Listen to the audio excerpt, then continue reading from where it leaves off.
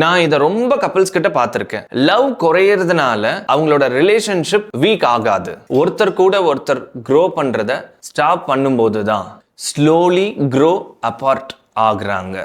சைக்காலஜிஸ்டா நான் இதை கிளியரா சொல்றேன். லாஸ்டிங் மேரேஜ்னா லவ் மட்டும் போதாது. கப்பிள்ஸ் ரெண்டு பேரும் சேர்ந்து க்ரோ ஆகும்போது தான் ரிலேஷன்ஷிப் ரொம்ப ஸ்ட்ராங்கா ஆகும். ஒன்று, டெய்லியும் பார்ட்னரை பத்தி புதுசா ஏதாவது லேர்ன் பண்ணுங்க. 2, மீனிங்ஃபுல் கான்வர்சேஷன் பண்ணுங்க.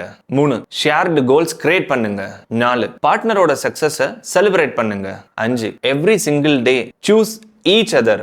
Love is not just a feeling. அது டெய்லியும் எடுக்கிற ஒரு கான்ஷியஸ் டெசிஷன். ரிலேஷன்ஷிப் ஃபெயில் ஆகுறது பீப்புள் சேஞ்ச் ஆகிறதுனால இல்ல, கப்பிள்ஸ் டுகெதர் க்ரோ பண்றத ஸ்டாப் பண்ணும்போது தான்.